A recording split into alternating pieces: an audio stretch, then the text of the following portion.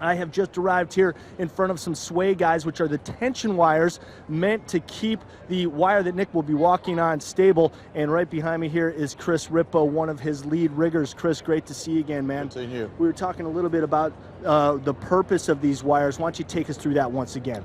Well, what they do is they stabilize the main wire. As Nik walks the wire, he'll actually, at each step, creates a frequency. The wire will start to hop. This attempts to take the movement out of the wire. It won't take it all out.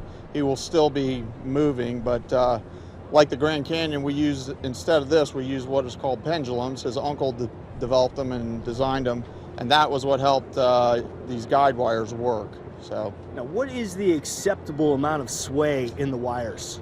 Well, there's a few factors. One of them is every time we put a crank on the ratchet, it creates tension on the main cable.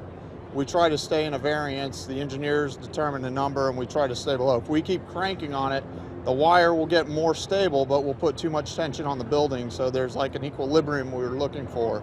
And right now we think we have it right, but we won't know until he's actually out on the wire, and you'll actually hear him start talking to his dad about it. Now, earlier today, Nik actually came around, went to every single one of these guide wires, and was pulling on it, testing it, and then he was radioing back up to the top of the towers.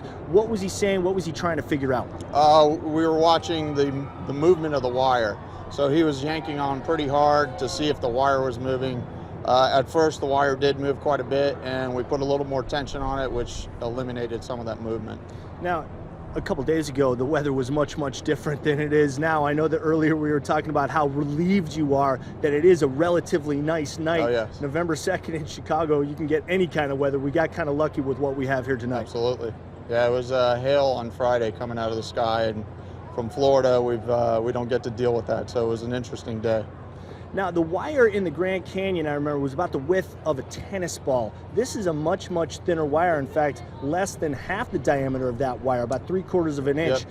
Why such a skinny wire for this walk? I just think the weight of the wire and how they wanted to rig it. And also, we weren't sure if we would have snow or rain. And what they did, they actually put a non-skid on the wire and painted it on so that as he's walking, he has more grip on that wire. All right, Chris Rippo, one of the lead riggers for Nik. Thank you so much for Thank joining you. us here on skyscraperlive.com.